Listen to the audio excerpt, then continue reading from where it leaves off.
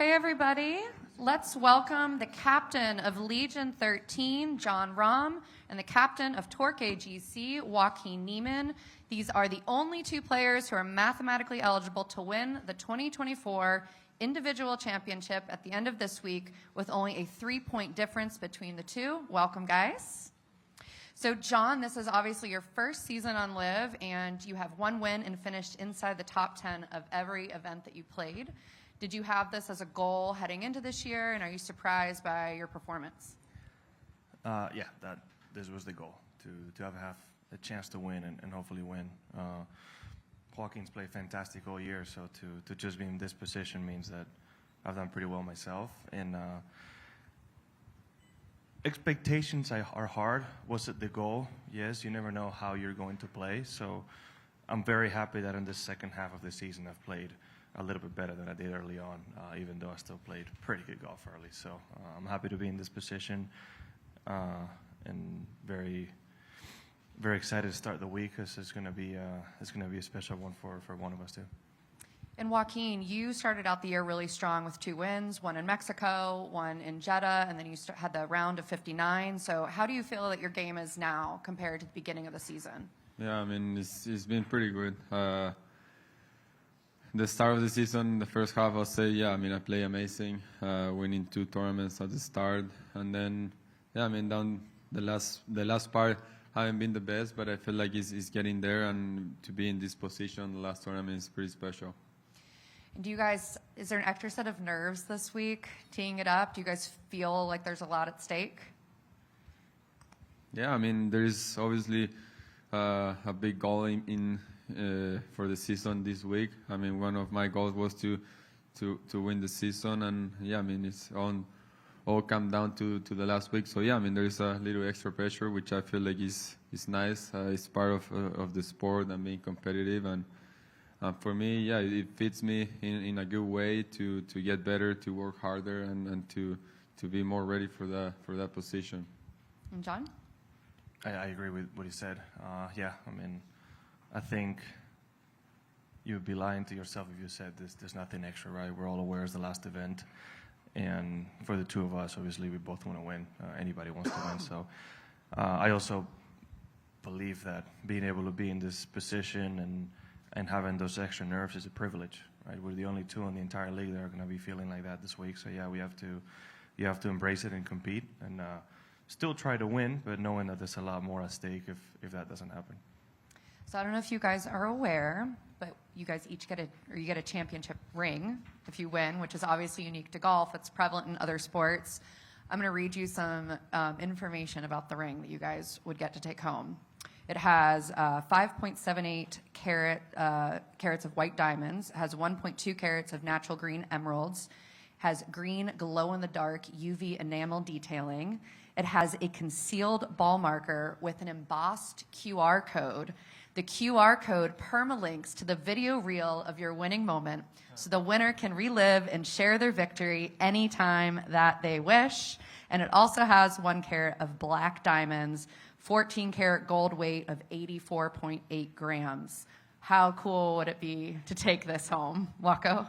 Yeah, that sounds pretty cool. Probably my wife won't be happy knowing that my ring will have more gold. But yeah, no, I feel like it's pretty special. It's a little different than other trophies. So yeah, I mean, it would be pretty cool to have an extra ring. Jon? I'm trying to picture what it looks like right now, and I can't get that in my mind. So it's a lot.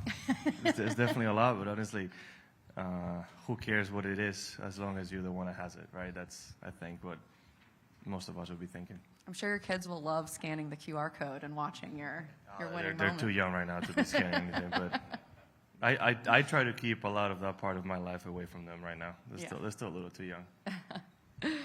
Okay, so obviously we talked about the individual championship, but this event also determines the top 24 players in the lock zone, which get locked into your teams for the next year, and also the players in the DZ, which is the drop zone, that get relegated out of the league. So there's a lot at stake, not only for you guys, but for some of the players on your team who are at risk for relegation. So I'm just curious what type of questions or conversations you guys are having as a team in the locker room together this week as we head into the final event. Jon? I personally am never going to be the guy that would approach the player and start asking questions. I understand, especially during the week already being here, I don't want to add to whatever he may be feeling. So if there's any questions or advice that he needs, I'll be there. I'll support him in any way. But I feel like if I went up to him right now, I'll just be adding on to the moment, right?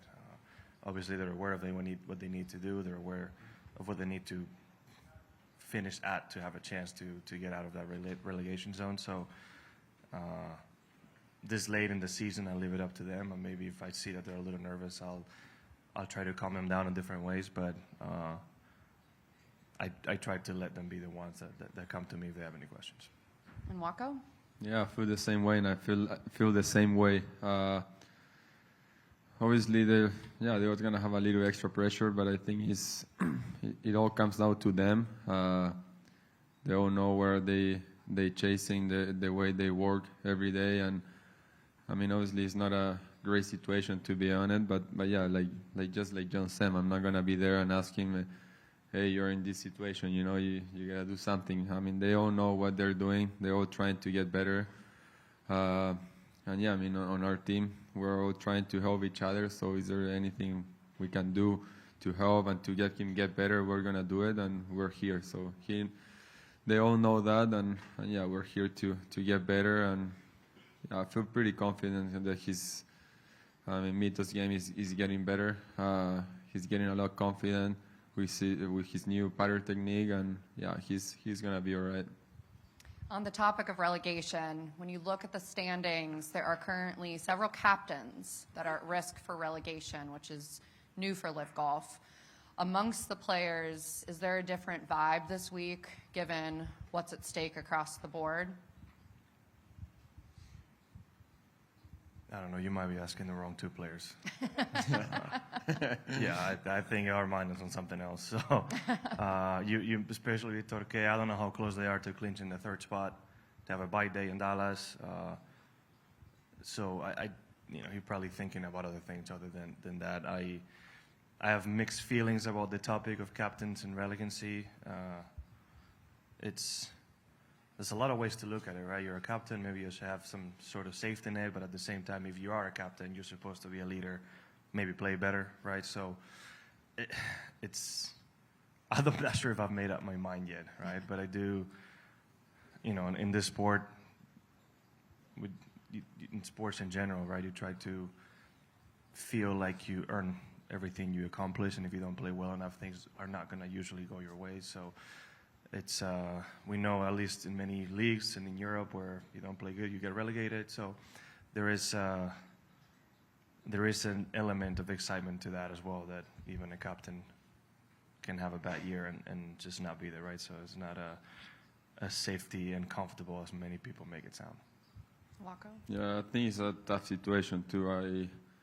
I do feel like if you're a captain, you're always trying to to bring the best for the team, and I think being a captain means that you're just wanting everything, and you want the team that is playing the best. So I mean, it could be the case that if he's not playing good enough, might find someone else that do better and still try to support the team.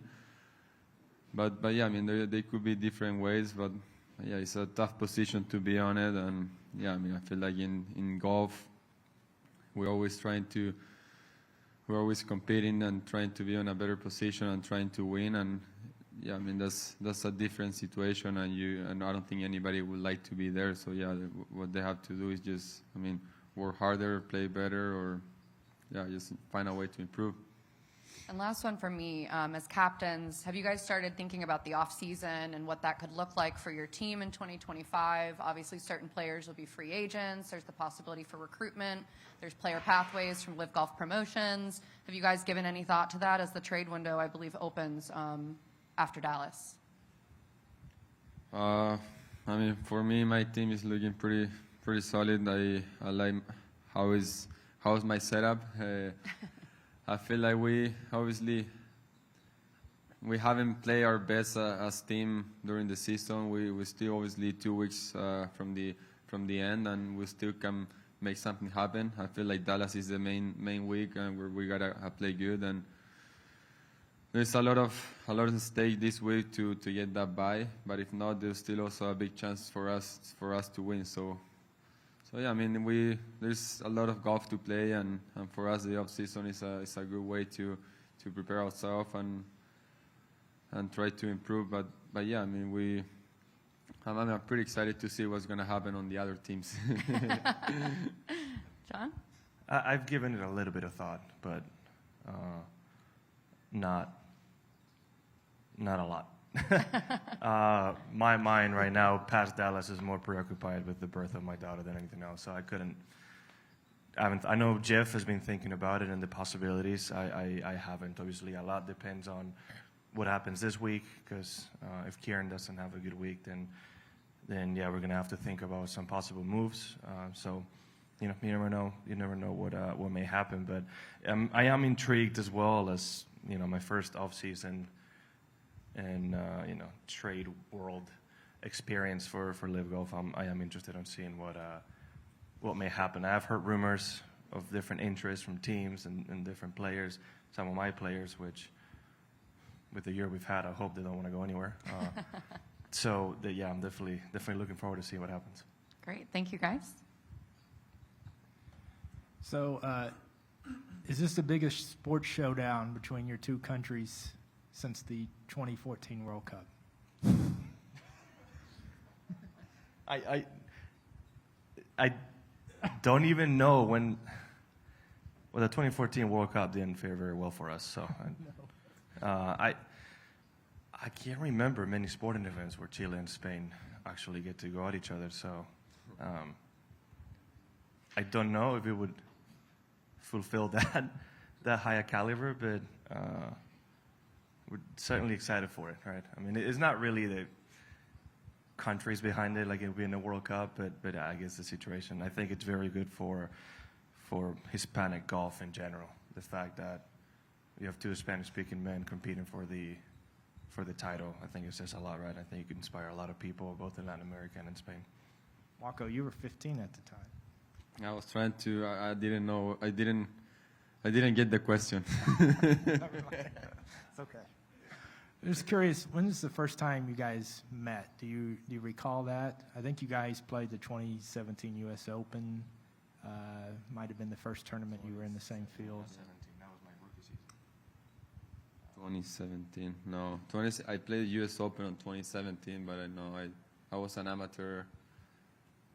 I mean, I don't playing us together. I think the first time we played together, we might be here, or paired together. No, we played a practice run at Augusta for sure. Yeah. With Sergio. I don't know if we were paired in the tournament together before. It's hard to remember. That 17 U.S. Open wasn't it? That was Aaron Hills. Too many golf rounds. Yeah, it's too many. I couldn't pinpoint exactly when the first time. But paired together in the tournament round, yeah, it might have been first round of Mayakoba. So that I can remember. At least. I don't remember. We played in Shadow Creek. We played Shadow. We played Shadow Yeah, Creek. I played so bad I deleted that. I remember you were a little pissed. I remember that. Well, I think my basic level on the golf course, no matter what, is a little pissed, and then it just goes up Just from a there. little. So Shadow, yeah, I mean maybe Shadow. That was I don't a few remember. years ago. So, John, what would a season-long title mean, and how you personally view your season, and maybe how others will view your season this year? I can't get too concerned about what others think, to be fair. It's hard to answer these questions. I always say, if I do get it done on Sunday, ask me then, because right now it's all hypothetical, right? Obviously, it would be a great accomplishment to come in on my first season and win it. It is the goal, but it's not easy to do, especially with how great players like Joaquin have played, right? So it's even just getting to this point has been a good year. I think overall, what I felt like I've played and maybe what I've read on the media of how I've been playing hasn't matched what I was feeling, right? I think I was playing better golf than I was giving credit for. And I think on the second half of the season from the U.S. Open on, I think I've played and has been spoken of, is matched, right, in the sense of my game has been in the same level people have been talking about. So it's a bit of two tails, but I've been comfortable. Hasn't been my best year, but this summer has been really, really good to me, and hopefully I can keep it going towards the end of the season. And Wako, you guys, as you mentioned, still have a chance to move into the third spot and earn a bye. How much have you guys talked about it this week? And how important is it to get that bye? Yeah, I mean, we know it's important. I think there's a few things that has to happen, us winning, and then a few other teams not doing that great. So yeah, I mean, there's a lot that need to happen, but we still feel pretty good knowing that, I mean, worst case scenario, we gotta play an extra day, match play against another team, which I feel like is a pretty good format for us. We got 4 strong players for match play. So yeah, I mean, I feel like I look at it that way. If we make it through, we make it through. If not, we're just gonna have to have more fun during one more day. So it will be fun, whatever comes. And my last question, obviously, you guys are still in your 20s, still evolving as golfers. What's the thing that you feel like you've improved on the most this season? Jon?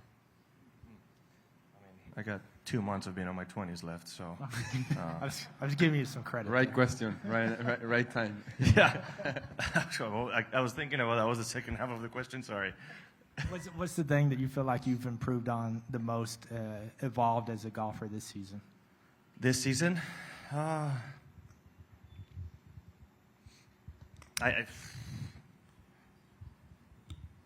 There's so many aspects to look at, right? There's obviously some changes when you come to LIV Golf to adapt to, but in a lot as a captain, so it's hard to say one without disclosing too much of what I do, of what I would like to share, right? So there's just some things mentally that I think I've started to improve throughout the season, and probably the reason why I've been closer to winning on the last 3-4 events in general. But it's almost like either too broad an answer that I can give you, way too specific, where I don't want to dive into the details too much. So it's hard to answer that.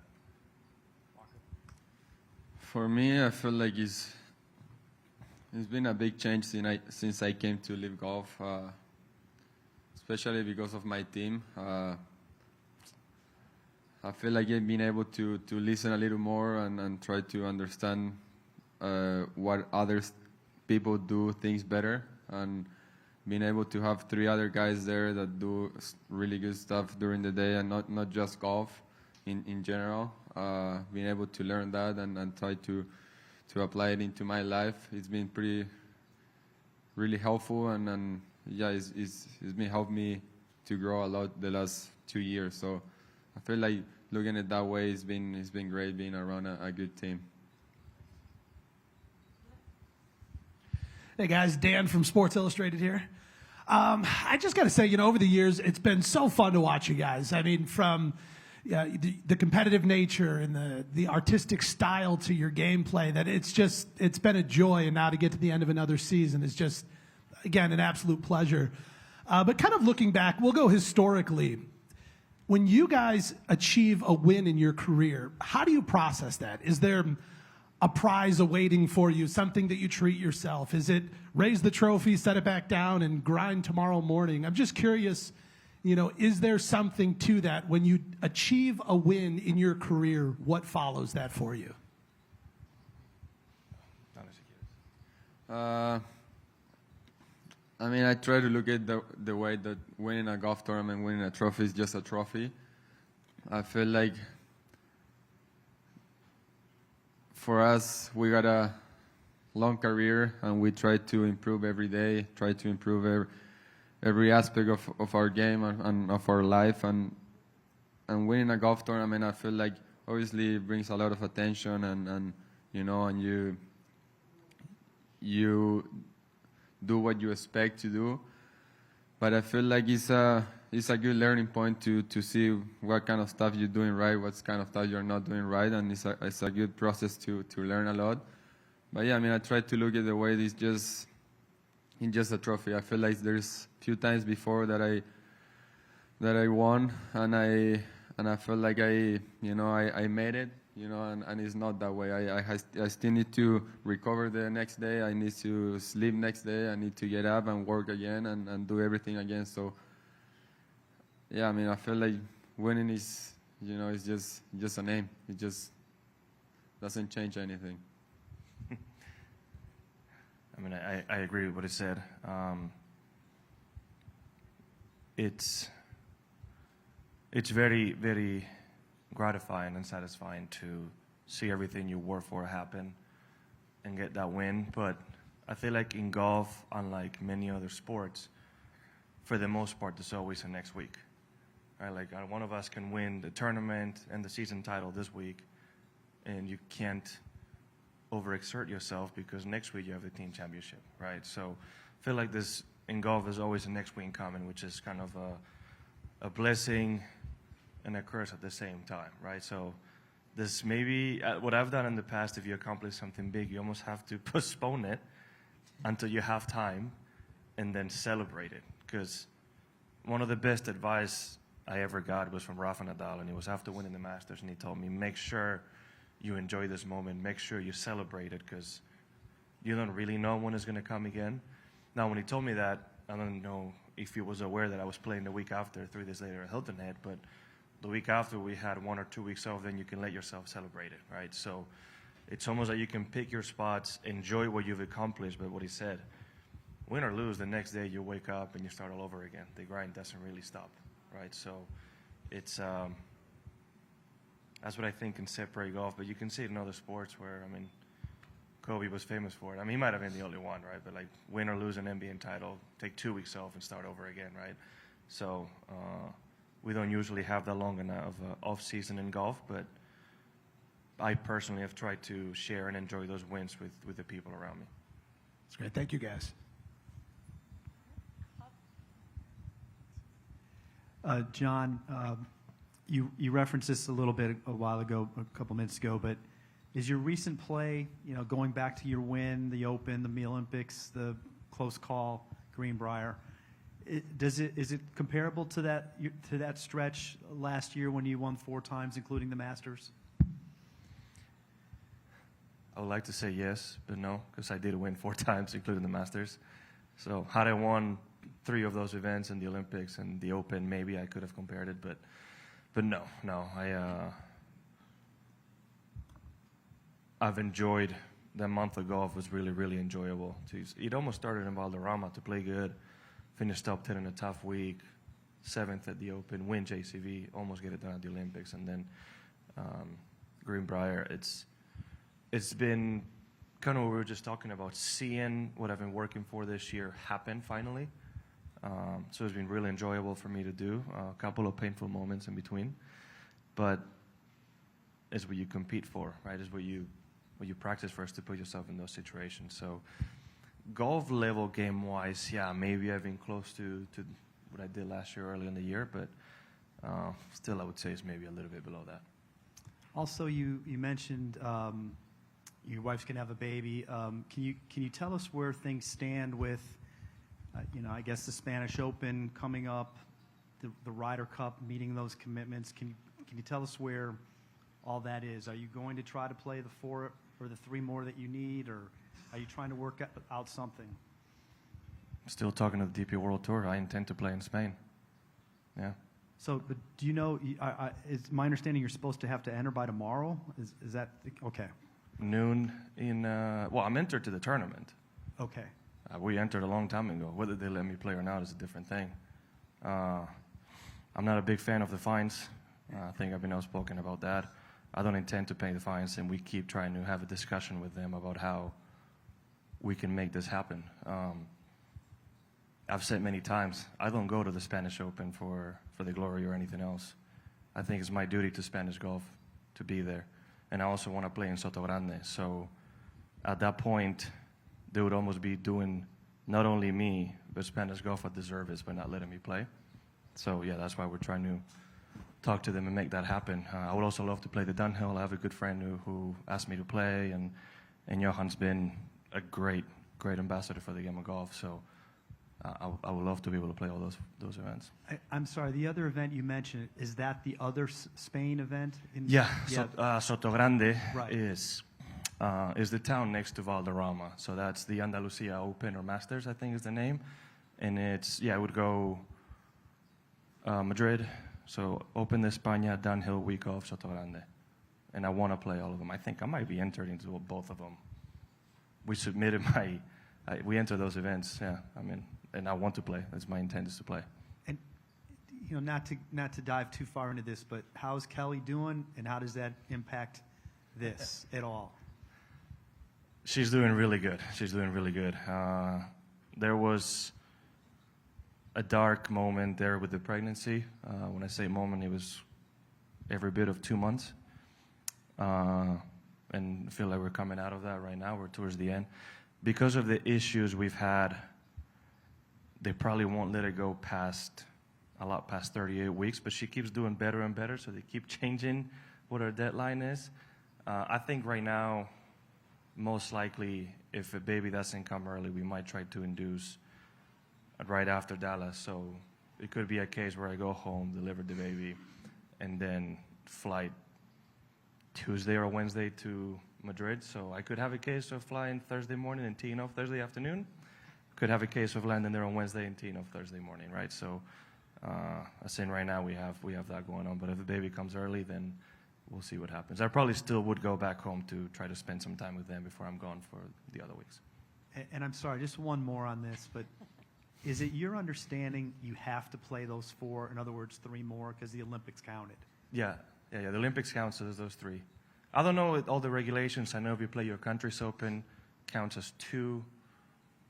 If you don't play your country's open event, you need to play 1 more. I believe, could be wrong. It's never really been an issue because I usually play enough and I want to play them. So, but yeah, I think it's not only that I have to play those 3, that I want to play those events.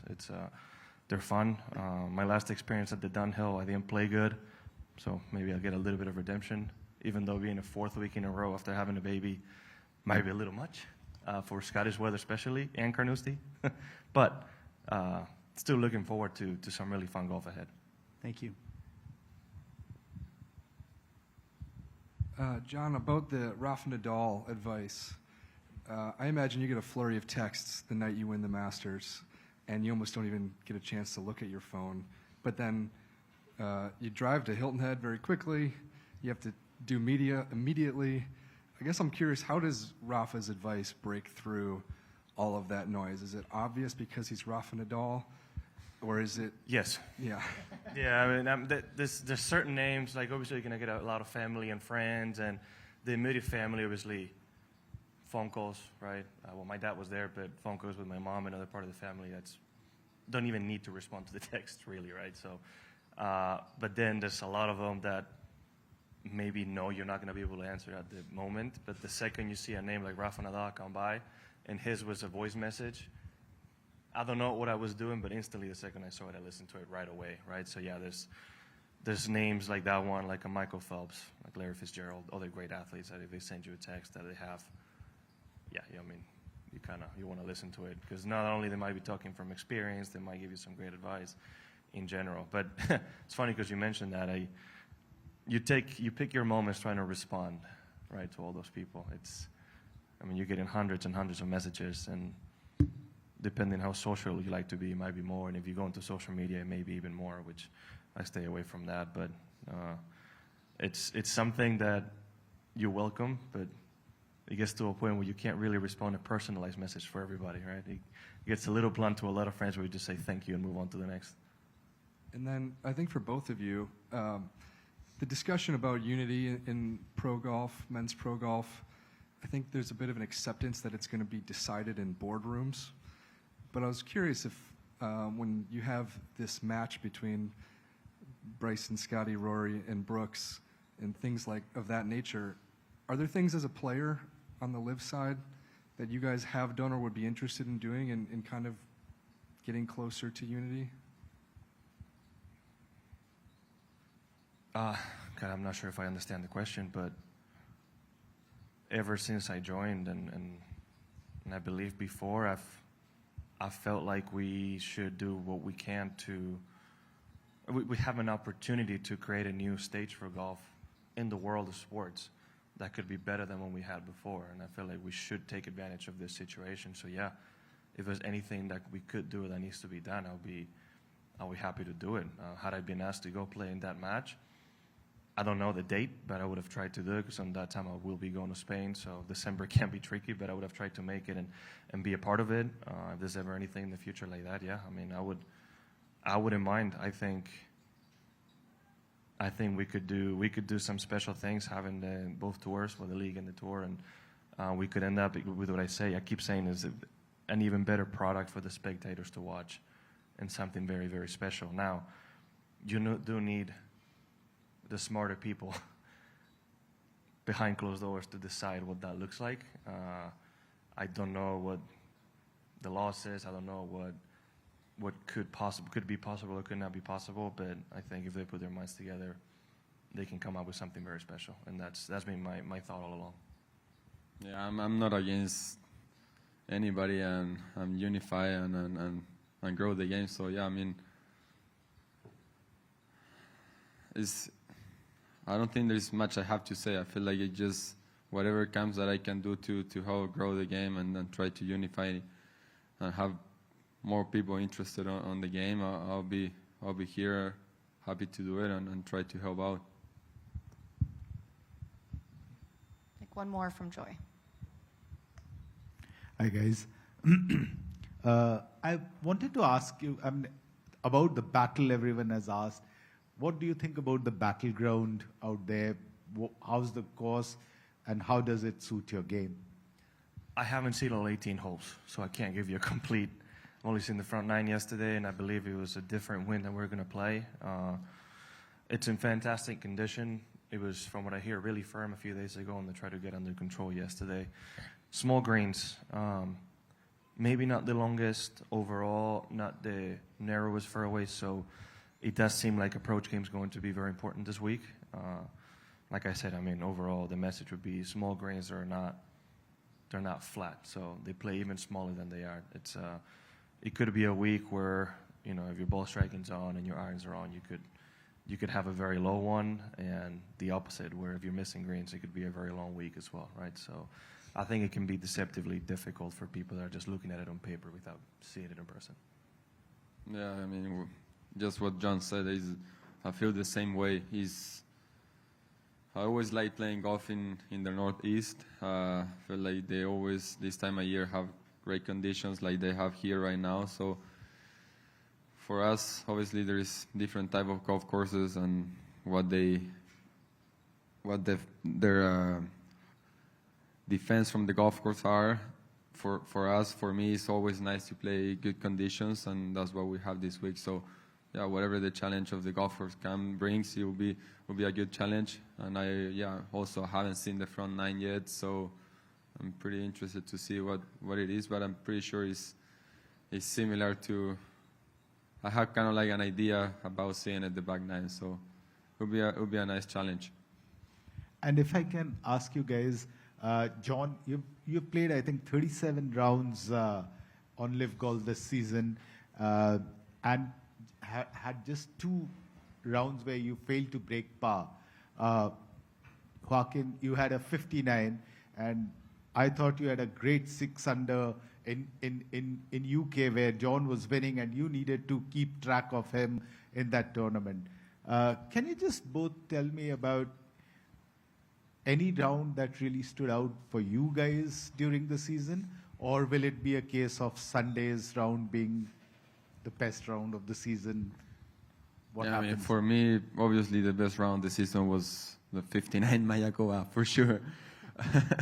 But yeah, I mean, it's hard to beat that. But looking back, yeah, I mean, I had a few good finish on Sunday, which I mean, looking back to JCB where Jon won, I was 1 shot behind, where I was pretty far back on Sunday, and I knew I needed to do something because obviously Jon had a great chance to win, and the way he was playing, it was pretty possible to happen. So yeah, sometimes it gives some, you know, it kind of reminds you that every shot's count.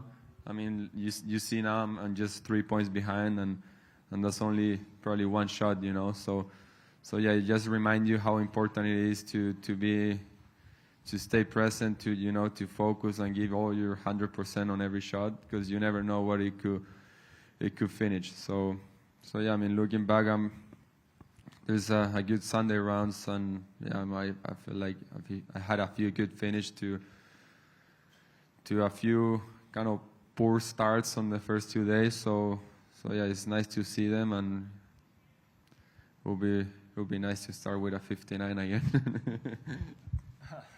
Were you asking what we think our personal best round is, or in general? Because if it's in general, it's just 59, obviously, hands down. There's no. Mine. It has to be that 8 under at JCB. I didn't expect to see a score that low on that golf course all week, to be honest, and to do it myself, I was surprised. There's been stretches. I mean, I think it was the second round at Greenbrier. I was 8 under on the last 10 holes. So that stretch of golf was pretty good. But if I had to go based on those 18 holes, yeah, I think that opening round at JCB was probably my best for the year. Great. Thank you guys so much. I will be seeing one of you up here on Sunday after play. I can't wait to see who it's going to be. Good luck this week, and thank you very much. Thank you. Thank you.